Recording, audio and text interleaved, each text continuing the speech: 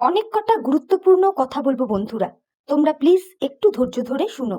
ভিডিওটা শুরু করার আগে ইন্ট্রোটা দিয়ে নিই। Hello friends, welcome back to my channel. আশা করি তোমরা প্রত্যেকে ভালো আছো, আমিও ভীষণ ভালো আছি। আমরা যখন বন্ধুরা মা বাবার কন্ট্রোলে থাকি, এই ক্ষেত্রে আমি মেয়েদের কথাই বলছি, আমরা মেয়েরা যখন মা বাবার কন্ট্রোলে থাকি তখন কি আমরা ভুল করি না? অনেক রকমের ভুল কিন্তু করি তাদের কন্ট্রোলে থাকার পরেও। তো মা বাবা হিসেবে তখন তারা আমাদেরকে কিন্তু সেই ভুলটার থেকে বিরত করে, বারংবার আমাদেরকে ওয়ার্নিং করে, বারংবার বোঝায়, বারংবার শাসন করে, তাই তো, যাতে ওই ভুল কাজটা আমরা না করি।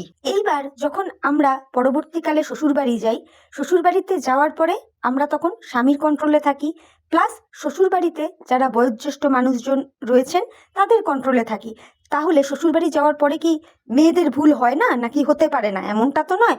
যে কোনো বয়সের মানুষ যখন তখন ভুল করতেই পারে, এটা তো কথাতেই বলে যে মানুষ মাত্রই ভুল হয়। তো শ্বশুরবাড়িতে যাওয়ার পরেও যদি কোনো মেয়ে ভুল করে, অবভিয়াসলি তার হাজবেন্ড, তার শ্বশুরবাড়ির লোকজন তাকে সেই অন্যায় করাটা থেকে বিরত করবে, তাকে আটকাবে, তাকে প্রয়োজনে শাসন করবে। এটা তো খুব ন্যাচারাল ব্যাপার, তাই না? এই কথাগুলো আমি এখন কেন বললাম এই কারণেই, এই যে আমাদের টিনা টিনা না ছোটবেলা থেকে কোনো রকম শাসনের মধ্যেও বড় হয়ে ওঠেনি। বাবা মায়ের কন্ট্রোল কি জিনিস ও জানেই না, যার জন্যই ও ভেবেছে কি ছোটবেলায় তো আমি যেরম ভাবে বড় হয়েছি সেইভাবেই আমি শ্বশুর বাড়িতেও কাটিয়ে দিব।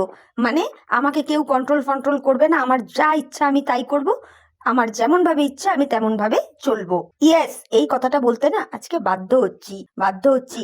আর দেখতে পাই তো টিনার মা বাবাকে, ওনারা যে ওনাদের মেয়েকে কোনোদিন কন্ট্রোল করতে পারেননি সেটা পরিষ্কার বোঝা যায়। এই যে আজকে টিনার ব্লগে দেখলাম ও যে যাত্রা দেখতে গেল, সেই সময় টিনার মা 3 চাকার ট্রলি ভ্যানটাকে দেখিয়ে বলছে টলি। ওই খেলনা টাইপের যে ভ্যানটা ছিল ওটাকে বলছে টলি। মানে এর থেকে তো বোঝা যায় যে এদের পেটে মনে হয় সেরকম বিদ্যার দাগও নেই। বন্ধুরা, তোমরা লক্ষ্য করেছো এই যে ওরা যাত্রা দেখতে গেল, ওদের আনন্দ কোনো অংশে কম? বাপরে বাপ, একেবারে ফুর্তির প্রাণ গড়ের মাঠ, এমন ভাবে চলাচল করে এরা, দেখে মনেই হয় না যে এদের লাইফে এরম বড় বড় সব ব্যাপার স্যাপার ঘটে যাচ্ছে। মানে দেখে না জাস্ট নির্লজ্জ বেহায়া বলে মনে হয়। হ্যাঁ হ্যাঁ, আমি টিনার কথাই বলছি। মানে কি আশ্চর্য, তাই না? শুধু টিনাকে বলবো না, টিনার সাথে সাথে ওর পরিবারটাকেও বলবো, কিভাবে দাঁত বের করে হাসি মজা করে ও যাত্রা দেখতে যাচ্ছে। একটু আশ্চর্য লাগে না বন্ধুরা? একবার একটু চিন্তা করে দেখো, ওর সিচুয়েশনে অন্য কোনো মানুষ থাকলে তারা এইগুলো করতে পারতো, নাকি তাদের ফ্যামিলির লোকজন এইগুলো করতে পারতো? তারপরে বন্ধুরা তোমরা আরো শোনো, আরো বলছি, এই যে টিনা টিনা নিজেকে কি ঐশ্বরিয়া রায় ভাবে নাকি, যে ও একেবারে বিশ্ব সুন্দরী নাকি? বিশ্ব সুন্দরী, হ্যাঁ ও দেখতে সুন্দর, কিন্তু ঐশ্বরিয়া রায়ও তো নয়। বাবা, আজকে ওর ব্লগের মধ্যেও কিভাবে কথাটা বললো যে ও আর বেশি সাজগোজ করবে না, চুলফুল উল্টে আঁচড়াবে, তাতে কেউ আর ওর মুখের দিকে তাকাবে না, মানে কারো দৃষ্টি ওর দিকে পড়বে না। আর এই কথাটাও বলছে কার সামনে? ওর মায়ের সামনে। আর দেখলে কোথায় ওর মা বলবে যে ক্যামেরা অন করে এসব কি বেলাল্লাপনা কথাবার্তা তুই বলে যাচ্ছিস, ওইগুলোও কিন্তু বললো না। ওর মা বেশ ব্যাপারটাকে এনজয় করলো। আশ্চর্য না? তাহলে এই সব মেয়েদের এই কপালে এইরকম দুর্ভোগ হবে না তো আর কাদের হবে বলো? এই ভাষাতেই বলবো। এই জন্যই হাজার একটা মানুষ টিনাকেই বলবে, তা যখন ফোকলার সাথে তুমি টুকুলুকুলু করেছিলে, ওকে কোন রূপ দিয়ে মজিয়েছিলে? রূপ দিয়ে তো মজাওনি। দিব্যি তো স্বামীর সাথে একই ছাদের তলে শুয়ে তুমি তার সাথে চ্যাট করে গেছো। আবার কোনো ক্রিয়েটার বলছে যে ফোকলাই নাকি চ্যাট করেছে, টিনা সেরকম রেসপন্স করেনি। তাই নাকি? টিনারও যে সম্পূর্ণ সহমত ছিল সেইটুকু কিন্তু আমরা কয়েকটা চ্যাটে দেখেছি। টিনা বেশি কথা না বললেও টিনা যে সহমত প্রকাশ করেছে ফোকলার কথাগুলোর সাথে, সেইগুলো কিন্তু আমরা দেখেছি। সুতরাং এই সব বলে শাক দিয়ে তো মাছ ঢাকার চেষ্টা করলে হবে না, তাই না? অদ্ভুত লাগলো টিনার মুখে কথাটা শুনে। বাবা, তোর দিকে কে তাকাবে রে, যে কিনা নিজের বাচ্চা ফেলে রেখে এসছিস, স্বামী সন্তান ছেড়ে পরকিয়া করে একটা দুশ্চরিত্র লম্পট ছেলের হাত ধরে বেরিয়ে যাচ্ছিস। তুই মনে করিস কি করে যে এর পরেও মানুষ তোর দিকে একেবারে সুদৃষ্টিতে তাকাবে? তোর দিকে যারা তাকায় না, তারা তোর ব্লগ দেখে বা তোকে নিয়ে এই যে সকলে কন্ট্রোভার্সি করে, যে সকলে জেনে গেছে যে তুই কি জিনিস, সেই জন্যই হয়তো মানুষজন তাকায়। বাবা, এমন ভাব দেখাচ্ছে যেন ওর থেকে সুন্দরী আর কেউ নেই। অবশ্যই টিনার মুখশ্রী ভালো, সুন্দর, ঠিক আছে, কিন্তু এত অহংকার পূর্ণ কথাবার্তা মনে হয় ওকে অন্তত এই সময় মানায় না। এত কিছুর পরেও তোমরা যারা টিনাকে এখনো সাপোর্ট করো না, সত্যি মাঝে মাঝে আমি ভাবি তোমাদের জ্ঞান বুদ্ধি সম্পূর্ণই কি বিলুপ্ত হয়ে গেছে? মানে কি বলবো। আরে ভাই, সাপোর্ট করা ভালো, সাপোর্ট অবশ্যই করো, অবশ্যই করো, কিন্তু তার ভুলটা তো তাকে ধরিয়ে দাও। সিরিয়াসলি বলছি বন্ধুরা, আজকে তোমরা টিনার কমেন্ট বক্স, টিনার মায়ের কমেন্ট বক্স, এগুলো একটু চেক করে দেখো কিভাবে ভিউয়ার্সরা টিনাকে এবং টিনার মাকে জুতিয়েছে, বুঝতে পারবে। দেখো একবার, এইগুলো দেখেও তো মানুষ শেখার চেষ্টা করে যে না, আমি এমন কিছু করব না বা এমন কোনো কথা অন ক্যামেরায় বলবো না যেটা নিয়ে আরো 10টা লোক আমাকে নোংরা কথা বলে, তাই নয় কি? কিন্তু এদের এই রকম কোনো কিছু দেখতে পাও? এরা একেবারে নিজেরা যেমন ভাবে চলবে মনে করে তেমন ভাবেই এরা চলে। মানুষ মাত্রই ভুল করে বা মানুষের দ্বারাই ভুল হয়, এটা আমরা সকলেই জানি। কিন্তু তোমরাই বলো তো বন্ধুরা, টিনা বর্তমানে যেইগুলো কাজ কারবার করে যাচ্ছে সেগুলো কি কোনো অংশ দিয়ে ভুল বলা যায়? রীতিমতো জেনে বুঝে ও ক্রাইম করছে, অন্যায় করছে।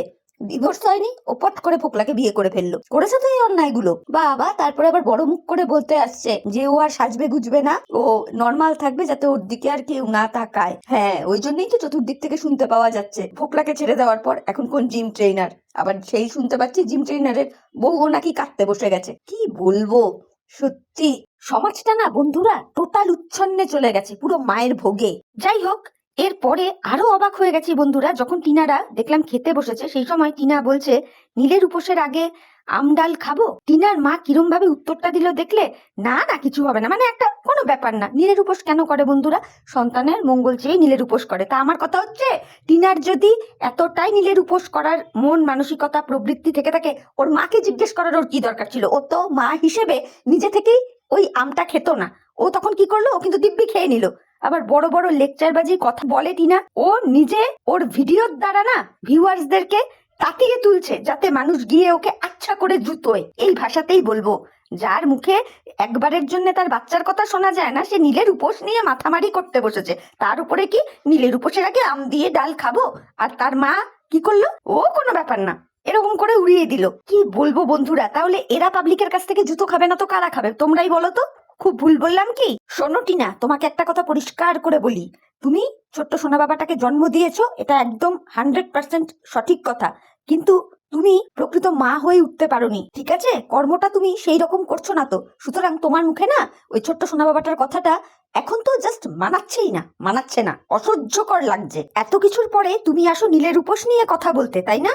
আমার তো মাঝে মাঝে সন্দেহ হয়, তোমার মা তোমার নামে নীলের উপোস করে নাকি তোমার শুধুমাত্র দাদার জন্যই নীলের উপোস করে, মানে তোমার মায়ের যে সোনা শুধু কি তার জন্যই নীলের উপোস করে? আমার তো মাঝে মাঝে না এটা সন্দেহ হয়, মনে তো হয় না যে তোমার জন্য নীলের উপোস রাখে বলে তোমার মা। তোমরাই বলো তো বন্ধুরা, কোনো একটা শাসন অনুশাসন কোনো কিছু টিনাদের ফ্যামিলিতে তোমরা দেখতে পাও? যার মেয়ে বা যাদের মেয়ে এত বড় একটা ঘটনা ঘটিয়ে এসছে বা যাদের মেয়ের জীবনে এইরকম একটা অন্ধকার নেমে এসছে, সেই জায়গায় তারা গার্জিয়ান হয়ে তাকে শাসন করার পরিবর্তে তাকে সবসময় এনকারেজ করে যায়, মানে তাদের একেবারে ফুর্তির প্ল্যান গড়ের মাঠ, তাই না? কিছু বলার নেই এদেরকে, সিরিয়াসলি বলার নেই। মোটের ওপরে এইটুকু বলতেই পারি যে টিনাদের ফ্যামিলিতে কোনো রকম শাসন অনুশাসন এই সমস্ত বিষয়বস্তুগুলো ছোট থেকে টিনা কোনোদিনই দেখেনি, তাহলে এখান থেকে কি বোঝা যায়? যে মেয়েটাকে তার মা বাবাই কন্ট্রোল করতে পারেনি, তার শ্বশুর বাড়ির লোক তাকে কি কন্ট্রোল করবে, তাই না? এটাই তো বলবো, যদি মেয়ের ওপরে মা বাবার কন্ট্রোল বা শাসন থাকতোই না,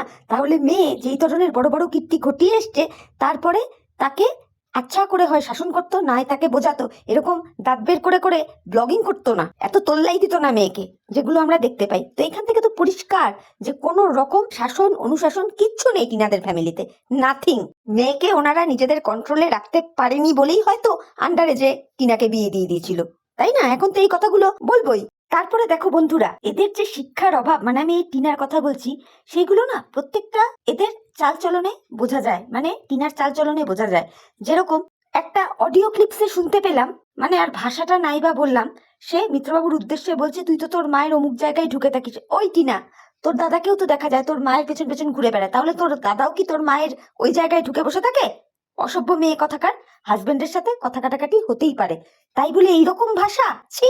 মায়ের সাথে ছেলেকে কোন জায়গায় তুই তুলনা করলি, কোথায় কি বললি? তোর এইটুকু জ্ঞান নেই? ও পরকিয়া কিভাবে করতে হয়, কিভাবে স্বামীর পাশে শুয়ে শুয়ে অন্যের সাথে ড্যাশ ড্যাশ চ্যাট করতে হয়, এগুলো জ্ঞান তো তোর তখন খুব ছিল। সত্যি তোর যে শিক্ষার অভাব না, তোর এই ধরনের কথাবার্তাতেই সেটা পরিষ্কার হয়ে গেছে, বুঝতে পেরেছিস? যাই হোক, যেটা বলতে চাচ্ছিলাম, মোটের ওপর কথা হচ্ছে তুই আর তোর রূপ নিয়ে বেশি কিছু কথা বলতে আসিস না। তোর না এখন আর প্রয়োজন পড়ে না রূপ দিয়ে ছেলে ভোলাতে। তুই তো চ্যাট করেই ছেলে আকর্ষিত করতে পারিস তোর প্রতি। যেই বিষয়গুলো মিত্রবাবু একটা টাইম বলেছিল, আর আজকের ডেটে এসে ফোকলাও বলছে যে তোর মোবাইল থেকে নাকি ফোকলার কাছে এমন কিছু চ্যাট ফ্যাট রয়েছে যেগুলো ফোকলা প্রয়োজন মতো জায়গা বিশেষে সে দেবে। তাহলে তুই আর তোর রূপ নিয়ে কথা বলতে আসিস না, তুই আবার বলতে আসিস বাচ্চাটার জন্য নীলের উপোসের কথা। মানে সত্যি তোর মুখে না ঝ্যাটার বাড়ি মারা উচিত, সত্যি বলছি। তোকে এই ভাষাতে আজকে বলতে আমি বাধ্য হলাম। তোর এগেনস্টে আমি ভিডিও করছি ঠিক কথাই, কিন্তু কোথাও না কোথাও গিয়ে না চাইছিলাম যাতে তুই নিজের পায়ে দাঁড়া, নিজে যেই ভুলগুলো করেছিস সেগুলোর থেকে তুই বেরিয়ে আয়। আর মনে প্রাণে চাইছিলাম, বা এখনো চাই, যে আজকে সমস্ত কিছু মিটে গিয়ে তোর সাথে যদি মিত্রবাবুর মিলমিশ হয়ে যায় তাহলে খুব ভালো হয়। সোনা বাবাটা তাহলে তার মা বাবা দুজনকেই তো পাবে, ওর ভবিষ্যৎটা তো ভালো হবে। এটা ভেবে চাইছিলাম জানিস তো, যাতে তোর সাথে মিত্রবাবুর মিলটা হয়ে যাক, বা মিলটা হয়ে গেলে সত্যি আমি খুশি হতাম। কিন্তু তোর যেরকম রূপ আর কথাবার্তা দেখতে পাচ্ছি না, তাতে এখন আমারই বলতে ইচ্ছা করছে তুই যত ওই সোনা বাবা আর মিত্রবাবুর থেকে দূরে থাকবি ততই ওদের জন্য ভালো। জানোয়ার মেয়ে কোথাকার।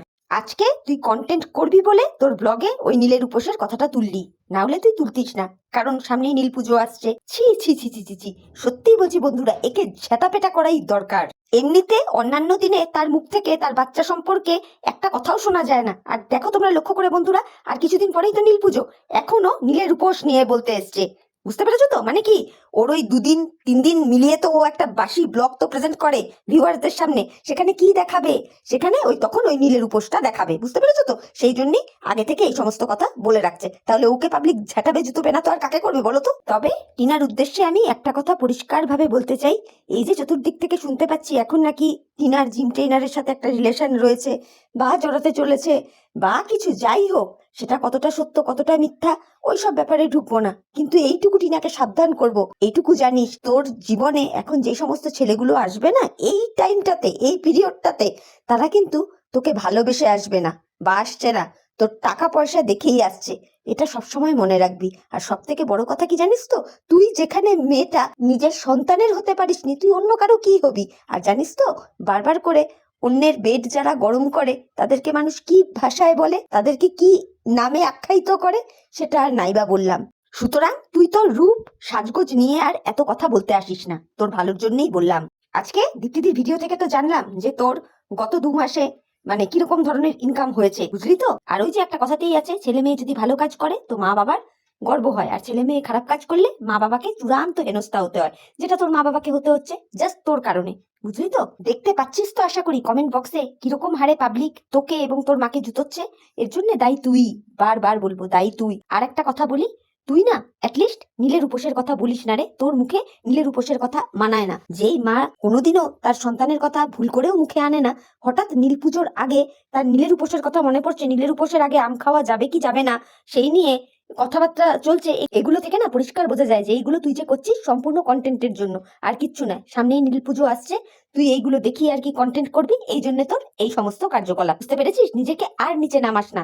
তুই ছোট্ট সোনা বাবাটার ভালো চাইলেও না, কতটা যে সোনা বাবার ভালো হবে সেটার মধ্যে যথেষ্ট সন্দেহ রয়েছে। কারণ তুই তো প্রকৃত মায়ের মতন বিহেভিয়ার বাচ্চাটার সাথে করিসনি। তুই তো তোর নিজের কিসে আত্মতৃপ্তি হয় তাই নিয়ে ব্যস্ত ছিলিস, তাই না? এরকম আমাদের ভারতবর্ষে ওয়েস্ট বেঙ্গলে প্রচুর ছেলে মেয়ে রয়েছে রে, যারা শ্বশুর বাড়িতে গিয়ে অত্যাচারিত হয়, নিপীড়িত হয়, বিভিন্ন রকম সমস্যার সম্মুখীন হয়। কিন্তু তাদের যদি একটা বাচ্চা থাকে না, তারা ওই বাচ্চাটার মুখের দিকে তাকিয়ে সব কিছু তাদের দাঁত চেপে সহ্য করে, চেষ্টা করে কিভাবে সংসারটাকে জুড়িয়ে রাখা যায়।